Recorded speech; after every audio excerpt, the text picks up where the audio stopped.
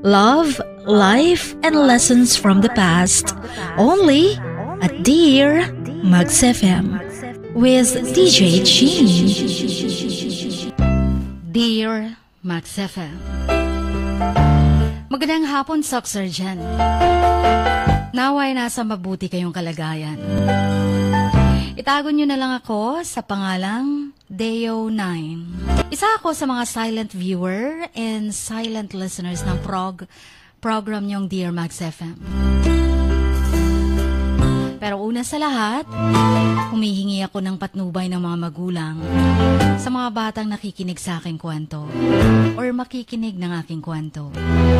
Dahil baka may mga salita akong mabanggit na di angkop sa mga batang nanonood o nakikinig. Meron po akong jowa na ang pangalan ay Dance. Taon din ang inabot ng aming relasyon. Ngunit taon na din akong nagtitiis sa aming sitwasyon. Hindi ko kasi alam kung normal lang ba ang ganitong senaryo or kailangan ng agarang atensyon, lalo na kung may kaugnayan na ito sa health condition. Sa mahigit isang taon naming magkarelasyon, halos kilala na namin ang isa't isa.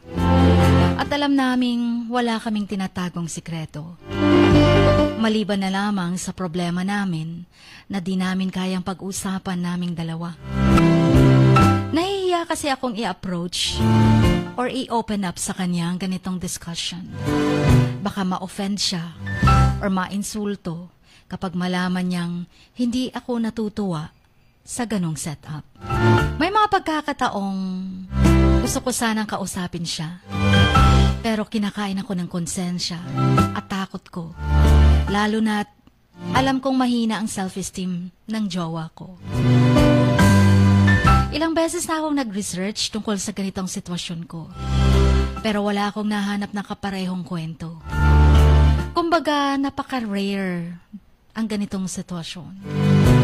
Ang problema ko kasi, mga kamags, yung jowa ko kasi, bago kami mag-loving-loving or bedtime, manunood muna siya ng malaswang video or rated X videos para uminit ang kanyang katawan. Feel ko tuloy parang hindi siya nasasarapan sa aking katawan. Dahil kailangan pa niyang tumingin ng ibang katawan sa pamamagitan ng panonood ng X videos bago siya makaramdam ng init ng katawan sa akin. Hindi ko alam kung normal ba ito. Kasi sobra na kasi akong naiinsulto sa tuwing ginagawa niya to sa akin. Pati ako na pa-overthinking. Baka meron siyang physiological problem o psychological problem. Di ko naman pwedeng questionin ang kasarian niya dahil alam kong straight siyang lalaki. At monitored ko ang cellphone niya at mga SMS and SOCMED accounts niya. Chin, mga kamags, ano bang dapat kong gawin? Hihiwalayan ko na lang ba siya? Dahil parang unti-unti na din akong nawawalan ng kumpiyansa sa sarili ko. Normal ba ang ganitong sitwasyon? Sana'y mapayuhan niyo ko. And please, pakitugtog na lang ng mga kantang Tanging Kailangan at Nang Dahil sa Pag-ibig. Ang inyo pong kamags, Deo9.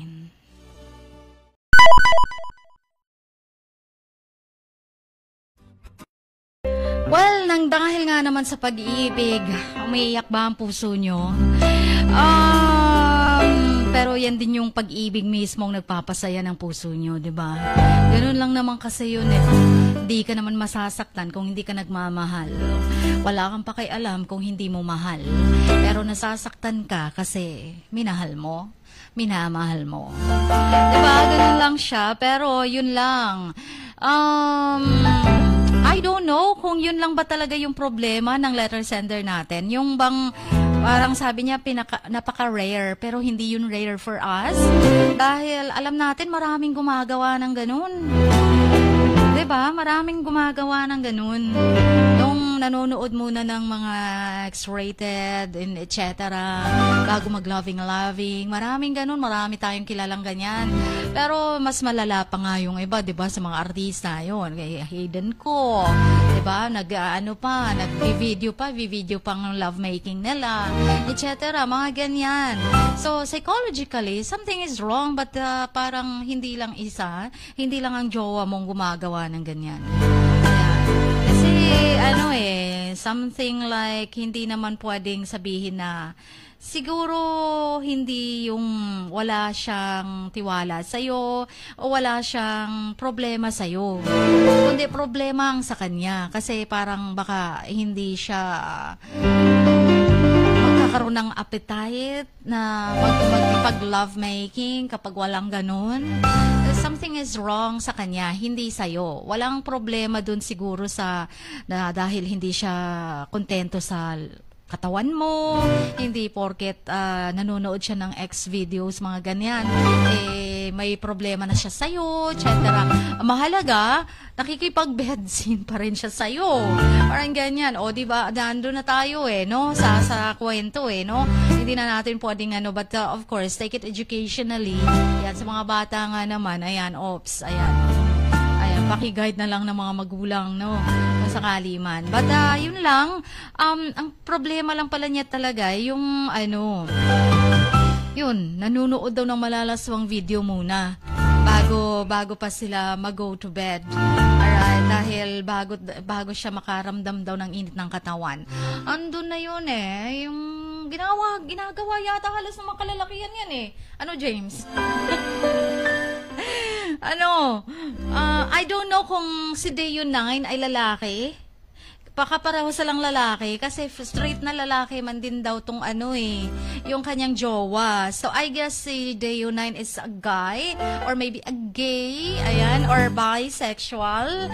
Ayan, tapos kaya siya parang in doubt, parang guilty siya na something is wrong with him, na kaya hindi umiinit ang partner niya, ang jowa niya, dahil pareho silang lalaki ba or something. But I don't know, Ayan, just correct me if I'm wrong. Ayan. And Dayo 9, thank you for emailing me. Nag-email talaga siya sa akin. And I don't know kung alam niya na ngayon to babasahin. Alright. Silent, lang natin daw siya forwarded, pero forwarded, oo. Hindi siguro niya to email account. So, forwarded lang sa akin. Alright, silent viewer natin siya. Silent listener at the same time. Sa ating live stream, no? Nag-review pala siya. Hi to you, Dayo 9, whoever you are and wherever you are. Ayan, pero sana makatulong itong advice ng mga kamags natin. Okay, at isipin mo na lang siguro na walang mali sa ginagawa niya siguro. Kung yun ay nakakarapat para uminit ang inyong loving, go ahead. Yeah, just maybe support him, but then again, kung sa tingin mo naman may ginagawa na siyang hindi maganda talaga sa'yo, o kaya na-feel mo na parang na-awkward na siya makipag-lovemaking sa'yo pag walang mga or pinapantasyahan niya pa ba ang ibang mga katawan. Kung mag-iisip ka sa ng ganyan, mapaparanoid ka Oo, mapaparanoid ka. Siguro pampainit lang. Hindi naman siguro na dahil inaano niyo yung katawan ng iba, magpantasya bago siya sumiping sa'yo. Hindi naman siguro ganun. Sabi ni Melvie, normal naman yan, DJ. Kaso lang, hindi lang siguro niya gusto ang pamamaraan sa pagkikipagtalik sa kanya. O baka nga, kasi baka ginagaya na rin yung mga napapanood na malaswang-malaswa na. O sobra-sobra na, di ba? O, edi mag-open, kayo, mag-communicate ka sa kanya. Kasi yun lang naman talaga yung number 1 na kailangan. Yung communication. Kahit na pagdating sa sex, dapat may maayos na communication. Yung gusto ng isa, itong gusto ng isa, ganito, ganyan. Pero yun na nga, siguro natatakot nga daw siya. Ayaw niyang tanungin kasi masyado daw low ang self-esteem ng jowa niya. Baka, di ba, ma-offend, ma-insulto, or something. Pwede mo naman sa paraang hindi nakaka-offend. Tanungin mo lang na, ano ba tawag mo sa shota mo, sa jowa mo, babe, Daan mo sa pabiro. Hindi pa ba sapat yung katawan ko? Hindi pa ba sapat ang katawan ko? Bakit manonood ka pa ng ganyan? O kailangan pa ba ng ma-foreplay pa mga ganyan? Ano ba? Turuan mo nga to, James. Ayan. Okay. Yun na nga kasi, 'di ba? Kailangan lang talaga ng communication. So, wag mo nang isipin na baka hindi niya matanggap. So, depende naman kasi yan sa pag-approach mo. Depende din sa pag-open up mo. Na hindi insulting ang dating. Hindi offending ang dating. Okay? Ayan. Pwede naman yan mas kilala mo naman yung jowa mo kaysa sa amin. So, alam mo kung paano siya dalhin sa pabiro o kaya sa diplomasya, etc. So, I guess it's human nature. Not psychologically na problema na sa pag-iisip agad. Okay, it's human nature actually. Okay, anyway, it's 1:48. Nananawagan po tayo, announcement po tayo for hiring. Hiring po kami ng 2 registered pharmacists. Okay, para dito sa Jensen branch. Okay, Jensen branch natin na La Forteza Pharmacy. Right, nangangailan po kami ng 2 registered pharmacists. Now, if you guys know kung meron kayong kilala na registered pharmacists, ayan, na pwedeng mag-apply. Ayan, submit lang po yung resume ninyo, yung biodata or application letter sa any branches ng La Forteza Pharmacies dito sa Jensen. So, we have 3-4 pharmacies here in Jensen.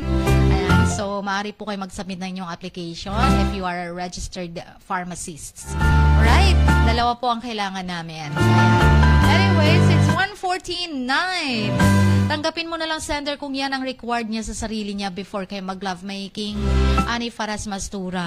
Ayan, something like if you love the person, you embrace kung anong mga trip niya. Pero kung hanggat hindi ka nasasaktan, hanggat hindi ka physically binubugbog o emotionally binabattered o kaya emotionally iniinsulto, diba? So, ayun, kailangan lang talaga i-communicate mo kung anong nararamdaman mo. Kasi, yun lang yung pinaka-way, the first na paraan para malaman mo kung bakit niya ginagawa yun. Sa bawat pagluha mo, may nakatagong kwento. Sa bawat ngiti mo, may gustong sabihin ng puso mo. At sa likod ng iyong halakak at maging sa pagkabiko mo, may mensaheng nakabalot sa iyong pagkatao. At ang tanging nais mo lamang ay mapakinggan ang mga ito ng buong mundo. Dear Max FM with DJ Chini. Life has got all those twists and turns. Stand up for what you believe in.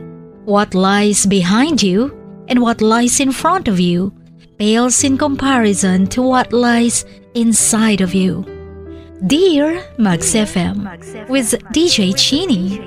Sabi nga nila, ang pagsusulat kapag masyado mong diniinan hanggang sa susunod na pahina ay nagmamarka. Katulad ng pagmamahal, kapag masyado mong ibinigay ang lahat, yung sakit na gawa ng nakaraan, dala pa rin hanggang kasalukuyan.